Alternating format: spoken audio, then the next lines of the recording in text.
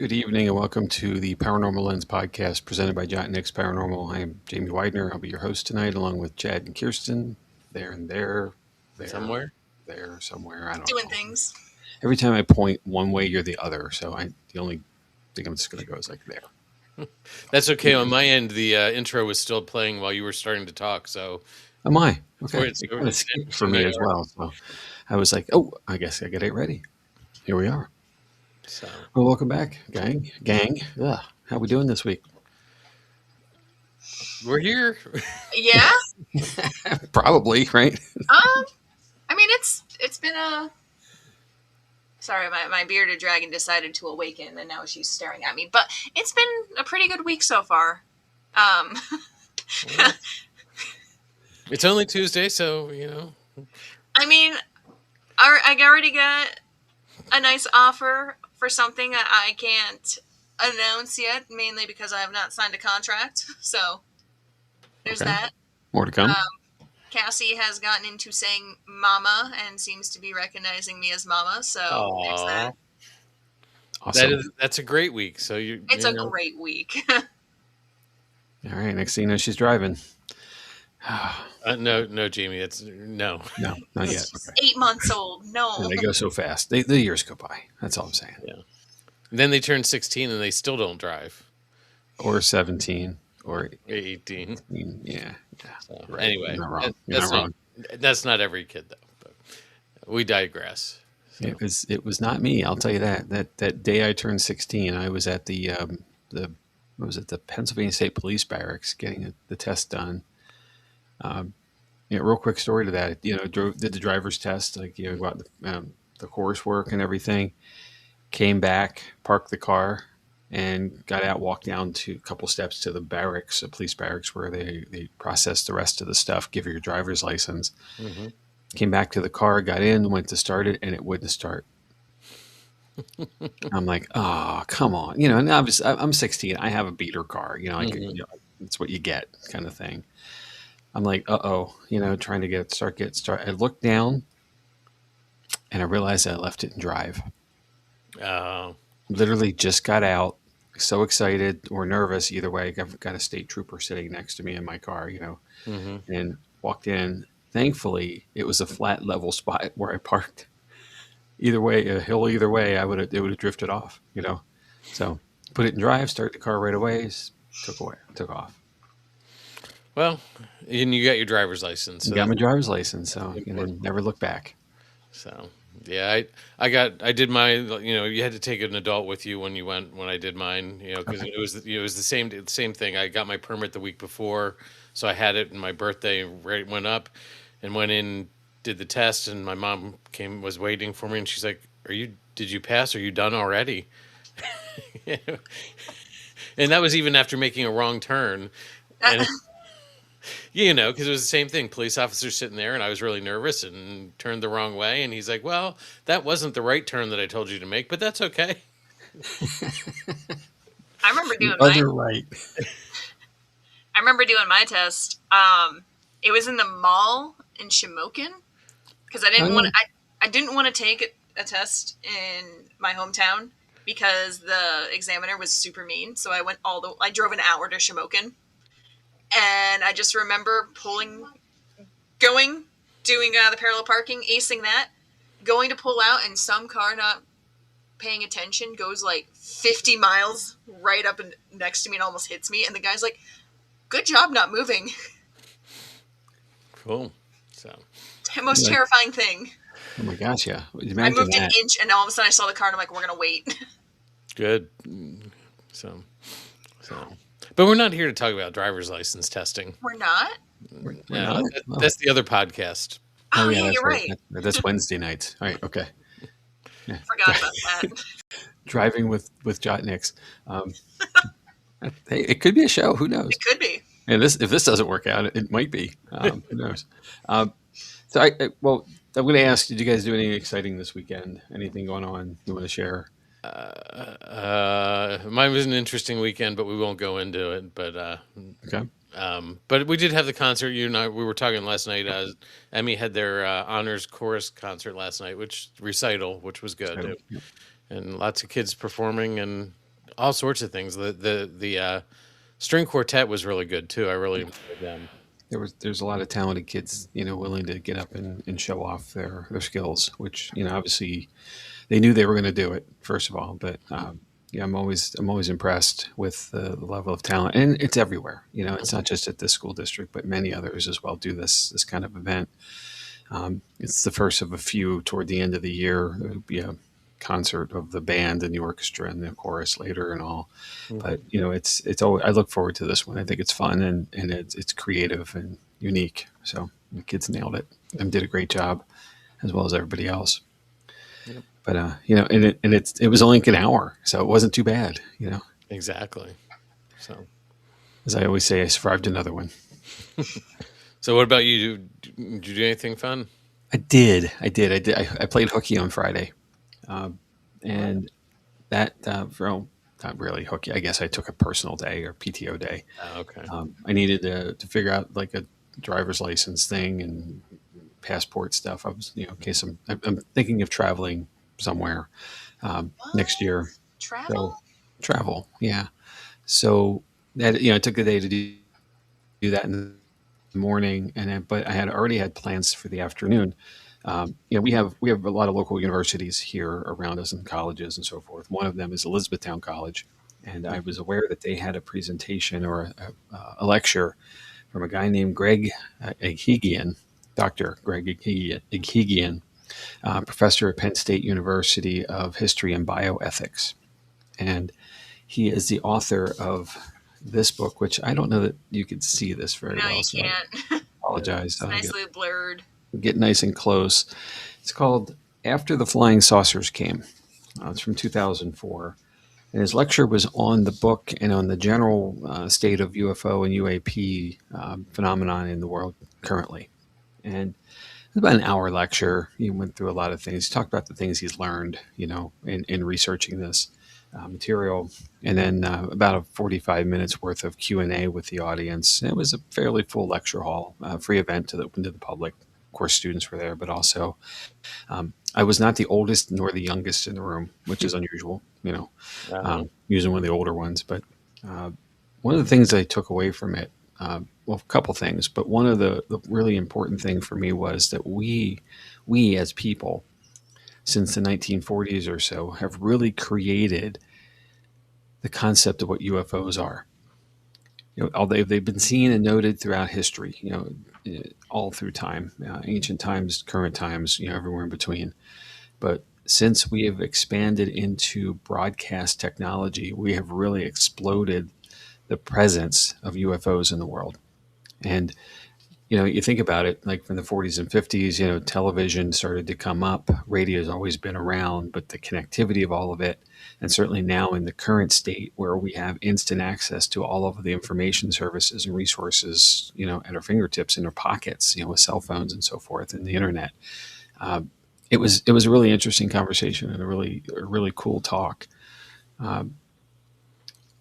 I'll get into a little bit more of that maybe later in part of the context for why we're here tonight. But okay. I was really happy I could get to go do that. Cool. And tried to get a connection with him afterwards, but he got mobbed by a bunch of people. So, but it might be an interesting conversation. See if we can get him to come in to meet here with us sometime. Cool. So, yeah, that was it. Saturday and Sunday, where it was blurs. Stuff happened. Things got done. I'm sure, probably. I haven't been told otherwise yet. So cool. Kirsten, did you do anything fun? Saturday I went and saw my horse, that normal thing, and then Sunday my family celebrated Easter a little bit early since a few family members are going to be going down to Delaware for a bit, so had a nice early dinner. Cool. Easter dinner at least, but that's about it. Mm-hmm. Cool. Yeah, the season is here. Mm-hmm. I'll take the warm season. Oh, I know. It was 80 degrees today, guys. Yeah. Alex and I, we planted our garden, so we'll have a nice, colorful garden next year. Fantastic. Very cool. It is the time. Everybody in my neighborhood's mowed their yard but me, apparently, so might have to do that this weekend. Keep up with the Joneses and the Smiths and the Johnsons and everybody else. You know, every year, this is a quick side to that. Every year I count basically like April to October, how many weeks that is for how many times I have to mow. You know, so every time I do it, it's like one less. It's not my thing. No. That's necessary. So anyway, all right. So not speaking of anything like that, we're here for a different reason, right? So Yeah. We're We we're are. here about geometry, right? yeah, we are. We're gonna play the shapes game again. Yeah. Not squares, not pegs, not rounds, but triangles. So our favorite shape here on Paranormal Lens. So we're going to talk tonight about the Bridgewater Triangle. And the first graphic that we have up now kind of gives you an idea where this is. It is in southeastern Massachusetts here in the United States. It is about an hour southeastish from Boston, Massachusetts, or about 30 minutes due east of Providence, Rhode Island. It's in that spot where if you blink, you miss it kind of thing. You know, you'll pass by it nearby, at least on I-95 when you're going up the corridor to Boston and beyond. But it is still a fairly rural thing. You know, well, not to get too far ahead of myself, but I think it'll kind of be explained as we discuss this. Okay. So, as we always do, let's start with a little bit of history kind of stuff, and then we'll talk about the paranormal. So, the Bridgewater Triangle, located in southeastern Massachusetts, has earned a reputation as one of the most mysterious and paranormally active regions in the United States. Encompassing roughly 200 square miles, the area includes towns such as Abington, Rehoboth, and Freetown, forming a triangular region rich in both historical significance and supernatural lore. Since the term was coined in the 1970s, the area has become a focal point for investigations into unexplained phenomena. What makes the Bridgewater Triangle particularly unique is not simply the volume of paranormal reports, but the diversity of them. Sightings range from ghosts and UFOs to cryptids and alleged interdimensional beings. However, these modern claims are deeply entwined with the region's past. The triangle's reputation cannot be fully understood without examining its indigenous roots, colonial conflicts, and evolving cultural interpretations. Let's start with the history. Before colonization, long before European settlers arrived, the region would become the Bridgewater Triangle was inhabited by indigenous peoples, primarily the Wampanoag Nation. For these communities, the land was imbued with spiritual meaning. Natural features such as forests, rivers, and swamps were not merely physical spaces, but part of a living cosmology. Central to this region is the Hockomock Swamp, a vast wetland that has long been associated with spiritual activity. The name Hockomock is often translated as place where spirits dwell or place of evil spirits, though interpretations vary. This designation reflects the belief that the swamp was a liminal space, a boundary between the physical and spiritual worlds. Unlike modern interpretations of evil, indigenous understandings of spiritual presence were more complex. The swamp was not necessarily malevolent, but powerful, deserving respect and caution. The worldview contrasts sharply with later colonial interpretations. The physical characteristics of the Hockomock Swamp contributed significantly to its reputation. Dense vegetation, unstable ground, and limited visibility make navigation difficult even today. In earlier centuries, these conditions would have been more challenging. Natural phenomena within the swamp, such as strange sounds, sudden mists, and unusual animal behavior, could easily be interpreted as supernatural. The swamp's ecosystem includes a wide range of wildlife, and the distortion of sound across waterlogged terrain can create eerie auditory effects. These environmental factors likely played a key role in shaping early stories about the area. Even without supernatural explanations, the swamp would have been perceived as a dangerous and unpredictable place. One of the most important historical events connected to the Bridgewater Triangle is King Philip's War from 1675 to 1676. This conflict between Native American tribes and English colonists was one of the deadliest wars in early American history relative to population size. Metacomet, known to the English as King Philip, used the Hockomock Swamp as a strategic base. The swamp's difficult terrain allowed native forces to evade colonial troops and launch surprise attacks. However, the war ultimately ended in devastating losses for indigenous communities. The violence of the war left a lasting imprint on the region. Entire villages were destroyed, and many lives were lost. Some historians and folklorists suggest that the memory of this contributed to later beliefs that the land was cursed or haunted. From a psychological perspective, sites of trauma often become associated with supernatural narratives. The Bridgewater Triangle may be an example of how collective memory transforms historical events into myth. As European settlers established themselves in the region, they brought with them a worldview shaped by Christianity and superstition. Unfamiliar landscapes were often interpreted through the lens of fear and moral judgment. The Hockomock Swamp, once a spiritually significant place, became known among colonists as the Devil's Swamp. This shift reflects a broader pattern in colonial America, where indigenous spiritual sites were often reinterpreted as evil or dangerous. The reinterpretation was reinforced by Puritan beliefs, which emphasized the presence of Satan and demonic forces in the world. In such a context, unexplained phenomena were often attributed to malevolent supernatural entities. Over time, stories about the Bridgewater Triangle evolved through oral tradition. Each generation added new elements, blending historical events with imaginative storytelling. Legends of ghosts, mysterious creatures, and cursed land became part of local culture. These stories were often passed down informally, making them difficult to verify, but powerful in their influence. The development of folklore is an important aspect of the Triangle's identity. It demonstrates how communities make sense of their environment and history through narrative. Moving a little ahead. In the 19th and 20th centuries, the region underwent significant changes due to industrialization and urbanization. Railroads, factories, and new towns altered the landscape, but many areas, especially the swamp, remained relatively untouched. The contrast between developed and undeveloped land may be contributed to the presence of the Triangle's mystique. The swamp in particular remained a place apart, resistant to modernization. At the same time, new types of institutions, such as hospitals and schools, became associated with paranormal reports.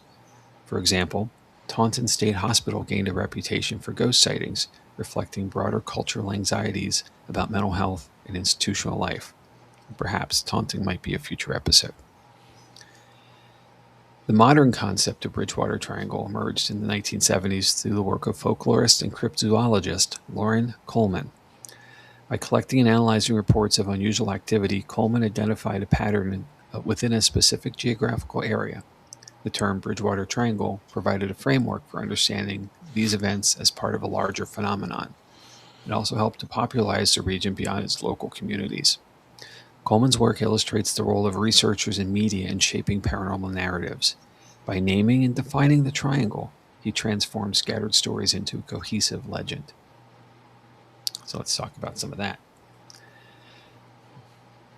One of the striking features of the Bridgewater Triangle is the sheer variety of reported phenomena. Unlike many haunted locations that focus on a single type of activity, the Triangle includes ghost sightings, UFO encounters, cryptid reports, poltergeist activity, and alleged portals or dimensional anomalies. This diversity has led some researchers to describe the Triangle as a window area where multiple types of phenomena intersect. Start with the UFOs. Reports of unidentified flying objects are the most common in the Triangle. Witnesses have described glowing orbs, triangular craft, and fast-moving lights. Some sightings go back decades, suggesting a long-term pattern rather than isolated incidents. In some cases, multiple witnesses have reported seeing the same phenomenon simultaneously. Skeptics argue that many UFO sightings can be explained by conventional means, such as aircraft, satellites, or atmospheric effects. However, the consistency of certain descriptions continues to intrigue researchers. Also, the Triangle is home to numerous reports of cryptids, animals that have not scientifically been verified. Amongst the most well-known are Bigfoot-like creatures described as large, hairy humanoids. Other reported creatures include giant snakes, phantom dogs, and thunderbirds, which are massive bird-like creatures, as we covered in a previous episode. These sightings often occur in remote or wooded areas where visibility is limited. And of course, that raises concerns about the reliability of eyewitness accounts.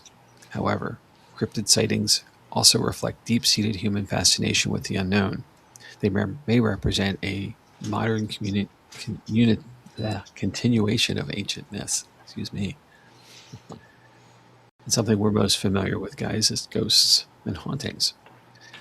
Ghost sightings are perhaps the most widely accepted form of paranormal activity within the Triangle. Many locations are said to be haunted, including historic buildings and natural sites. Witnesses report a range of experiences, from seeing apparitions to hearing unexplained voices. Some accounts involve physical interactions, such as objects moving or sensations of being touched. These experiences are often linked to specific historical events, reinforcing the connection between the past and present. For example, sites associated with King Philip's War are frequently described as haunted. This one might be my favorite part. There is a legend of an entity called the Pukwudgie, and it's one of the most distinctive aspects of the Bridgewater Triangle. Originating in Algonquin folklore, these small, human-like beings are said to inhabit forests and swamps. Traditional stories include Pukwudgies as tricksters who can become dangerous if provoked. Modern sightings often echo these descriptions, suggesting a continuity of belief. From a cultural perspective, the persistence of the Pukwudgie legend highlights the enduring influence of indigenous mythology. It also raises questions about how ancient stories are reinterpreted in modern contexts. There are also reports of cult activity, which add another layer to the Triangle's reputation. Allegations include ritual practices, animal mutilations, and gatherings in remote areas. While some instances have been investigated by law enforcement, definitive conclusions are often lacking. The ambiguity allows such stories to persist and evolve. These accounts may reflect broader societal fears about secret groups and hidden dangers. They also contribute to the Triangle's image as a place of darkness and mystery. So many researchers approach the Bridgewater Triangle from a skeptical perspective. They argue that natural and psychological factors can explain much of the reported activity. Some possible explanations include optical illusions, misidentification of animals, environmental effects on perception, and of course, the power of suggestion. The human brain is highly susceptible to pattern recognition and expectation. In a place known for paranormal activity, people may be more likely to interpret ambiguous experiences as supernatural. Add to that media coverage, which has played a significant role in shaping the Bridgewater Triangle's reputation. Books, documentaries, and television programs have brought the region into a wider audience. This exposure has a feedback effect. Increasing attention leads to more visitors, which in turn leads to more reported experiences. Over time, the line between reality and storytelling becomes blurred. Ultimately, the Bridgewater Triangle is not just a geographic area, but a cultural phenomenon. It represents a convergence of history, belief, and imagination. Whether or not the reported phenomenon are real, their impact is undeniable. The Triangle continues to inspire curiosity, fear, and fascination.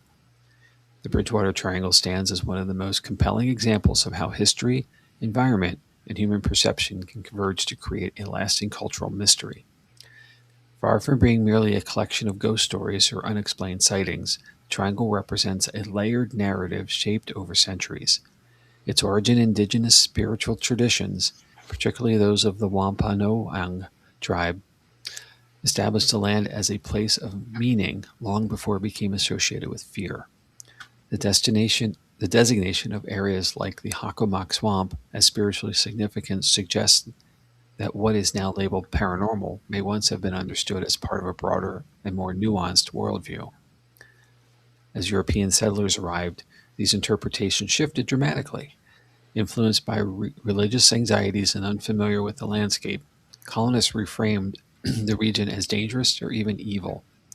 Events such as King Philip's War intensified this perception, embedding trauma and violence into the cultural memory of the land. Over time, these historical experiences were transformed into stories of curses, hauntings, and supernatural unrest, illustrating how human conflict can leave not only physical, but also psychological and narrative traces. In the modern era, the work of researchers like Lauren Coleman helped formalize the idea of the Bridgewater Triangle as a defined paranormal zone. By collecting and organizing accounts of strange phenomena, Coleman gave structure to what had previously been scattered folklore. This process highlights an important dynamic. The act of naming and defining a mystery can amplify its presence, turning a local legend into widespread phenomenon. The reported paranormal activity within the triangle, ranging from UFO sightings and cryptid encounters to ghostly apparitions, continues to challenge conventional explanations. While skeptics point to environmental conditions, misidentification, and psychological factors, believers argue that the sheer volume and variety of reports suggest something more unusual. The truth likely lies somewhere in between. The Bridgewater Triangle may not be a single mystery with a single answer, but rather a convergence point for many different types of experiences, each shaped by context and interpretation. Equally important is the role of storytelling. Media coverage, documentaries, and personal accounts have all contributed to the triangle's enduring reputation. Each new story reinforces the last, creating a feedback loop in which expectation influences perception. Visitors who enter the region aware of its history may be more likely to interpret ambiguous sights or sounds as paranormal, further sustaining the legend. Ultimately, the Bridgewater Triangle endures not because it has been definitively explained, but because it resists explanation. It occupies a space between history and myth, science and speculation. Whether one views it as a genuine hotspot of supernatural activity or as a powerful example of cultural storytelling, its significance is undeniable. The triangle invites us to consider deeper questions about how humans understand the unknown. How much of what we experience is shaped by belief? To what extent do stories influence reality? And why are certain places, like this region in Massachusetts, able to capture the imagination so persistently? In this way, the Bridgewater Triangle is more than a geographic location. It is a reflection of human curiosity itself. Its mysteries, whether real or perceived, remind us that there are still aspects of the world that remain unexplained, and perhaps that is precisely what makes it so fascinating. So, let me cite some sources and we can discuss. First is allthat'sinteresting.com/Bridgewater-Triangle, usghosted-adventures.com/haunted-places/Bridgewater-Triangle, facts.net/history/35-facts-about-Bridgewater-Triangle, cbsnews.com/Boston/news/the Bridgewater Triangle Rehoboth, Massachusetts-WBZ-TV, It Happens Here, and lastly, legendsofamerica.com/Bridgewater-Triangle-Massachusetts. All right, guys, here's the thing. Did you know anything about this before we started? No. Nope. I also didn't know what a puck woogie was before either. No, but I love the name. I do too. So, it's 6 hours away. Let's go now. Road trip. I mean, if we're going up that way, we can also then swing by Salem. Yeah. Well, yeah, here's a funny thing. So when we went up to, we being our teammate Dave, I, and Tim and Erica from Jotnix, New Jersey, when we went up to do the Conjuring House a little while ago now, 2 years ago, I guess, I intentionally stayed in Providence, which was then about 45 minutes to get over to where the Conjuring House is. I was basically 20 minutes. And when I was driving around that day, like the day of, just killing time, I was over near here, but I had no idea it was there yet. And, it's it's like a twofer at that point. Now, obviously the Conjuring House isn't the Conjuring House right now, at least as it was. And who knows where it will be once things settle there. But and this is New England, right? This is the oldest part of us, as a colonized place. So, there is a ton of stuff in this area beyond that. So Yeah, I was surprised by Yeah. all of this. It's very interesting. So I'll just call out that we have pictures running for those who can see the video, and there are 2 or 3 pictures that I definitely get a sense that there's something there. So I don't know, Kirsten, if you picked up on that or not, but there's a couple that it was like, Yep. So it's definitely interesting, Jamie. Cool. Well, and with that, there's a few things that really that intrigued me the most is that the swamp, the Pocomoke swamp, is still there. Things like this in our time now get developed. They get figured out. Like just think of Florida for a second. Like Orlando, the area that is Disney was all swampland. And now it is not. So with the right amount of time and resources being money, we tend to take over these places, and as tightly packed as the East Coast is with us as colonizers, as we've kind of taken over everything. I'm really surprised that so much of this is still there, and it kind of reminds me, to some degree, of the Pine Barrens in New Jersey. A very still wild area in the middle of New Jersey that is, in the middle of a lot of urbanization, right between Philadelphia and New York. Both New York's one of the largest cities in the world. Philadelphia is one of the largest cities in the country. But there is this wild area still that has had touches. There are towns and communities in it, but it is still there as a whole. And there are places within the triangle that are in the area of the swamp, but they haven't taken it over yet. And I think that's a really cool thing that it still exists for a lot of reasons. The ecosystem part of it, but also more for the folklore, and perhaps the concern that if they do something, it is a cursed land. Who knows? I mean, maybe, but it's fascinating to me. I was thinking about that. How the question came to mind when you were talking about how did something that was a spiritual place for the Native Americans turn into something that was feared by the settlers. And I'm wondering if that was intentionally placed by the Native Americans to sort of protect their land and protect their, you know what I mean? Like turn it into something that's feared so it is respected in a different way, but it's still preserved because nobody's going to want to go into it then. So it's just something I have been thinking about since we're talking about it. So I think there's something else to it. I appreciate that. I don't argue the point at all, but I think there's something else. And with respect to colonizers and the Puritans were part of this, so they had a very, I'll say, narrow worldview of how things should be and how things are in their own piety. And this is well beyond the dynamic of their acceptable range. So, I mentioned it. What you didn't understand, you feared, and there are strangers in strange land kind of thing as well. So, they don't know the nuances of it all. So therefore it's best to be afraid of it and damage it, take it away, than it is to absorb it and understand it and welcome it.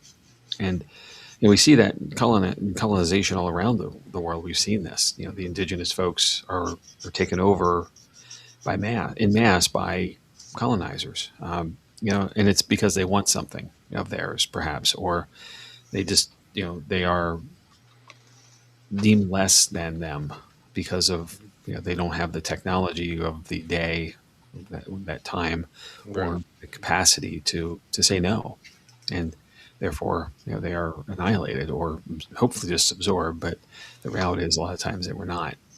They were destroyed, and there was a war here in this case between the colonizers and the indigenous folks.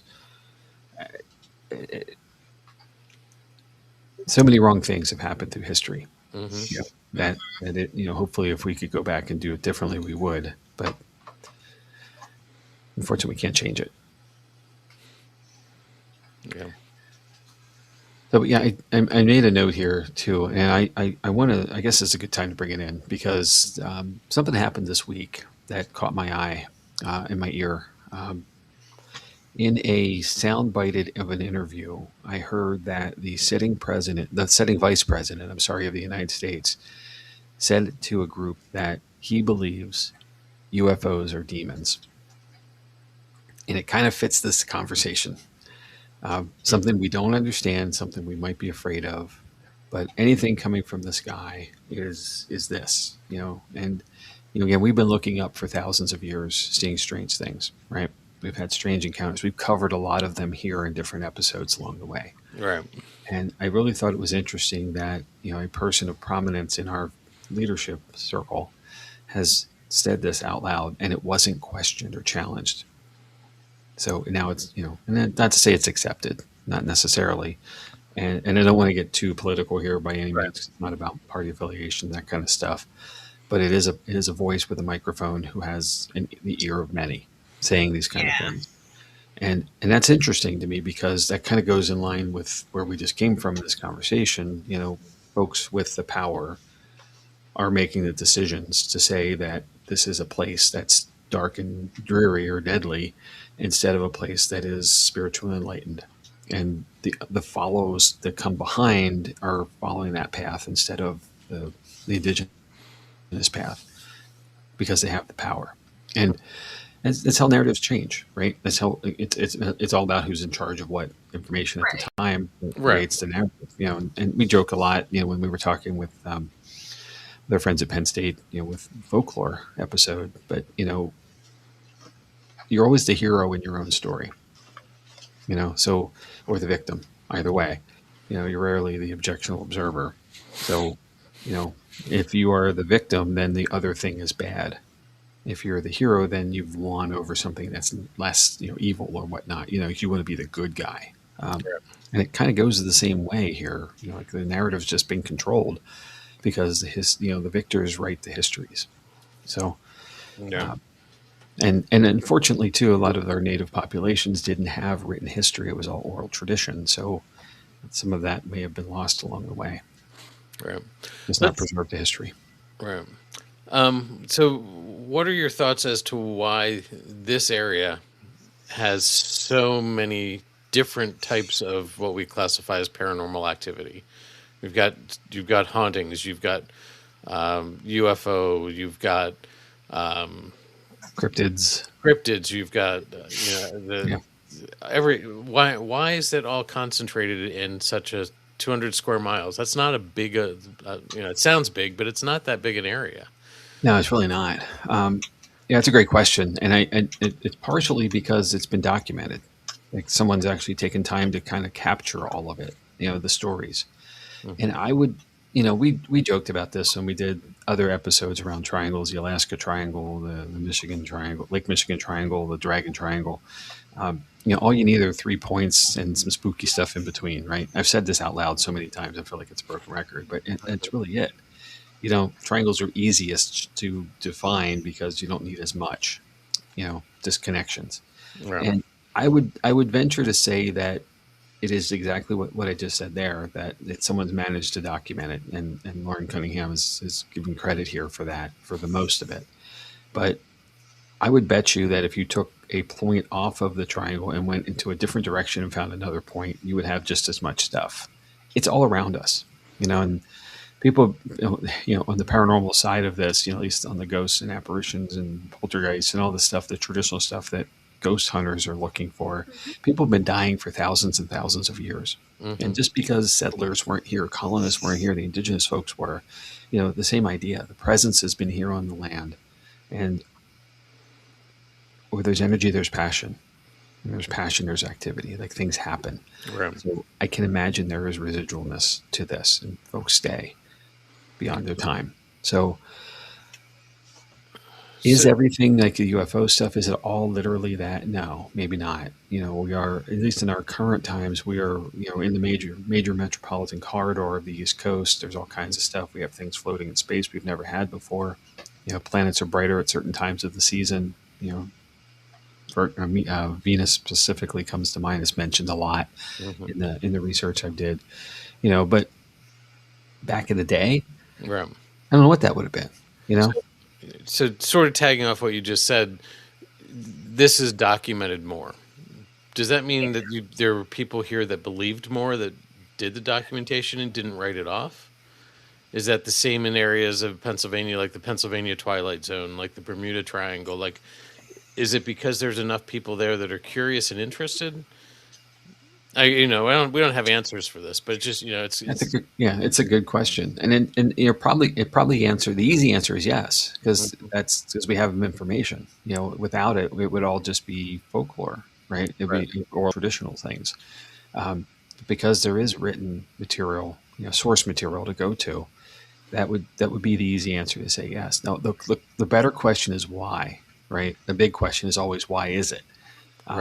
And that's the thing that I think we're here for. Like all of us in the paranormal field, we're trying to figure out the why. Right. Why does someone stay? Why does activity occur? What is the significance of a place? And it's easy sometimes to tell, like, a physical location, where people were treated poorly.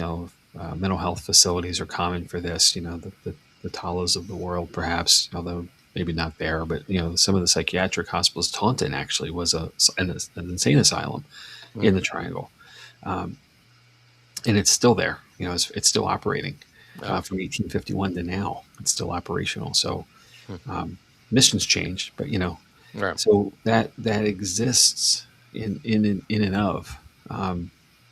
So I probably lost my point there a little bit. I'm sorry. Sorry. Stefan has a question. What's the void's name? Oh, that's Loki. I was like, the void. The void. That's Loki. Okay. He likes to make his appearances from time to time. All right. And then the other comment that he had earlier was, as a Gen Xer, I was lied to about the danger of the Bermuda Triangle. Oh, we all were. I've gone through the Bermuda Triangle. Nothing happened. As I have as well. That's another interesting thing. And it kind of goes back to what I said earlier about the UFO craze and the fad of it. We created the Bermuda Triangle to be a thing. We allowed for it to become more than perhaps what it really is, because we presented it to the world that way. It's an unusual zone where these planes disappear and ships go missing and nothing ever happens, and odd things appear all of a sudden out of nowhere. And instead of it just being, and again, this is because there are landmarks, of islands between Florida, Bermuda, and the Bahamas. There's this triangulation available. So all you need are 3 points and space in between, that the weird things happen, and there you've got a thing. So I think there are many, many more triangles out there than we know of. We just haven't identified them as such yet. Or we just haven't gotten to the point where we're willing to put it on a plot on paper. So what we need to do is we need to plot your house, and my house on a map, and then document the paranormal. And it's our own triangle. Yes. And that'll be the Paranormal Lens triangle. That's a big triangle. All right. I mean, it is, but it isn't. Like, if you think about the Bermuda Triangle, or Absolutely. I mean, it's what, like a 30 or 40 minute distance between us all? Yeah. Give or take. Yeah. Depends how fast you drive. It's a small triangle. But that's it though. And it doesn't have to be. The Alaskan Triangle is pretty much the entire state. It's huge, and it covers a ton of unsettled or uninhabited area. Right.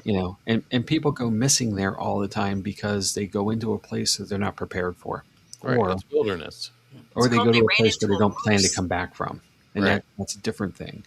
But that is a massive space, so there's going to be more there per se. If it were a per capita like the East Coast, if that region was just taken from Alaska and dropped on the East Coast, there would be a ton of stuff involved in it.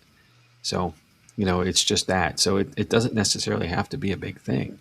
It's just a thing. And if you start looking, you will find. I'm confident to say that. Right. So Bert and I must have some telepathy going on here. I saw that. I was just thinking about using your houses. Well, if we want to do a square, we can include theirs. That's true. Well, it probably wouldn't be a square, but it would be One of them is square. I got our first anomaly right here. There is a shadow person in my house. So there we go. There's the first one. There it is. See? Yep. So Done. And then Heather said, I took my mom on a cruise to Bermuda, and all the people joked about the ship disappearing. I had the same thing. Yeah. Mm-hmm. Yeah. It was funny the first 20 times. All right, that's enough. There was people I wish would have disappeared from the ship. I think I was 10. So I was like, weirdly like, oh my God, it's going to happen. And then it never did. I'm glad it didn't. I'm glad it didn't. Yeah. Although Bermuda was lovely. I'd go back. Bird, I resemble that remark, yes. Is that the disappearing or the square? Which one? Hey, I think in the 80s it was hip to be square. Yeah. Yeah, sure it was. That's a Huey Lewis and a News song. Exactly. Very good. Oh, my. Yeah, turn on that Wayback Machine. Holy cow. Mm-hmm. That'll be in your head tonight.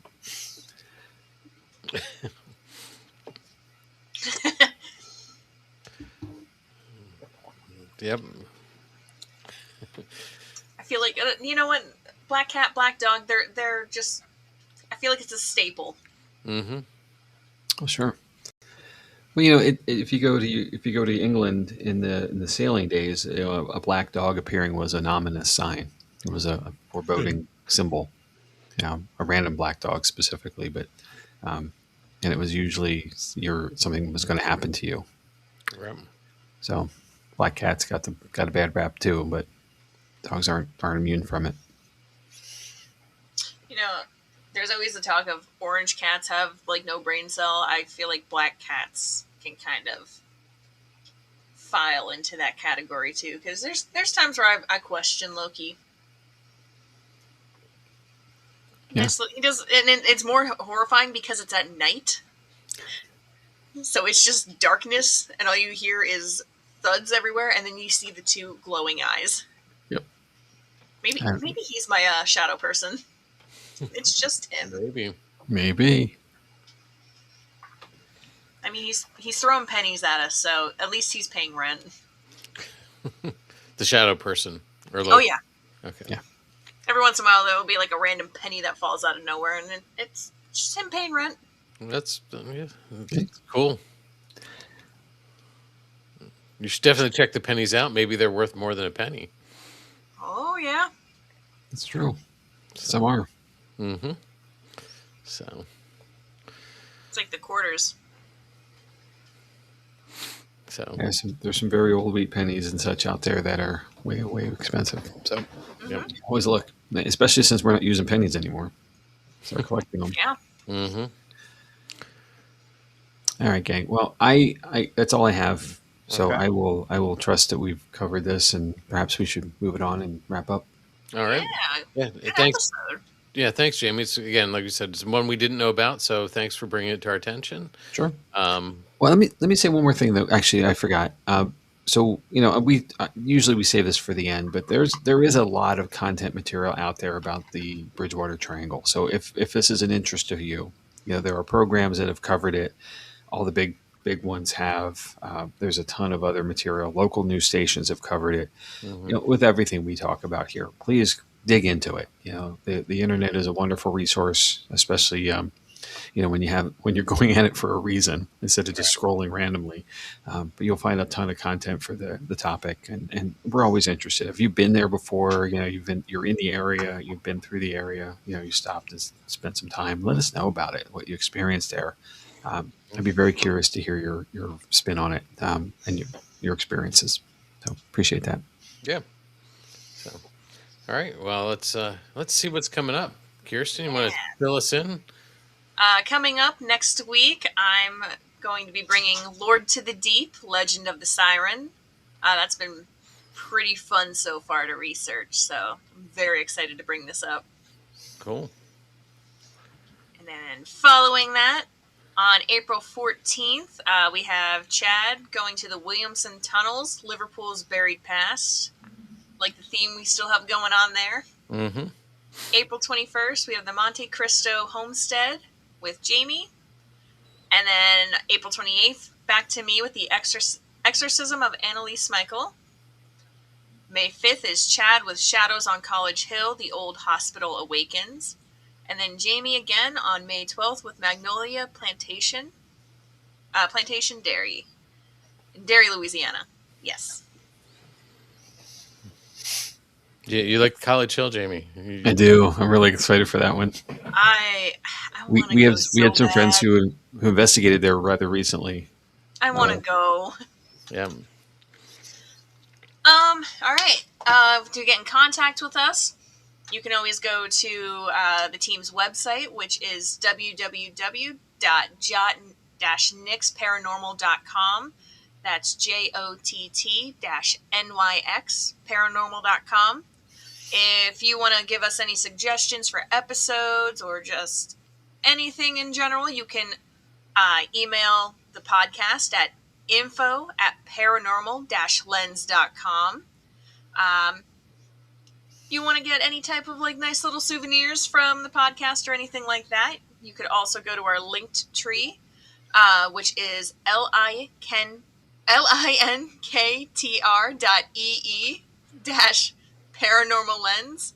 Or if you want to support the show in any way, it does take a little monetary for us to run the podcast. You can do a buy me a coffee, and that's buymeacoffee.com/paranormal9. And if you don't want to help us monetarily, we're not going anywhere. You can continue supporting us just by listening in. Giving us stars wherever you can. Absolutely. So, and I'm going to say real quick, it's been a day. When I messed up Linktree, it made me think of earlier today during a meeting. There was a snack mix that starts with heyday, and I said schnayday because I was reading it way too fast. That sounds like something that should be at Sheets. Right? Heyday. Oh my God. I'm going to go to our marketing at work and be like, listen, we need to give this to Sheets. Mm-hmm. So Nice. I do want to call out that we did change our email address, but we didn't get rid of the old one. So if you have that, don't be afraid to use it. That's still active, but we wanted to get something a little more personalized and easy to remember. So we went with that, info@paranormal-lens.com. So, and in the future, there's probably going to be a website there as well. So, but things take time. So Things are brewing. So email us and tell us what you'd like to see on our website. How's that? So, Or not see. Maybe another thing. Who knows? Agreed. so Oh, and here's another proof. Bert, the check is in the mail, I swear, sir. He says we're all a star. It'll be there eventually. Thank you. As are you. A square one, but still a star. yeah. So I'm sure he's keeping track. Every time I see him, I'm going to be in trouble. So it'd be nice. mm-hmm. But with respects to contact and connections too, we really appreciate any feedback on the episodes. So wherever you're at in the world, however you're catching up to this, whether you're here with us live tonight or streaming services at another point somewhere down the line, drop us a note on the episode. Let us know what you think. And I'm really interested, if anyone's been in the area around Bridgewater, in parts or all of the Triangle. It's a big place, especially the Hockomock Swamp. Be very curious. Yeah.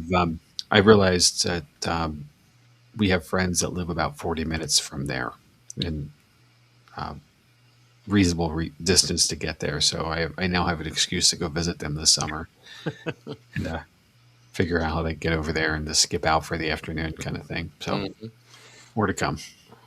So you can come up with a reason, Jamie. I have faith. Absolutely. Yeah, they have a toddler, and I'm just going to be like, I got to go. Oh my. Well, any final thoughts before we wrap up for the night? Oh, I'm good. I'm good. Again, Jamie, thank you for putting this together. Definitely interesting. Definitely, enlightening because new information is always great.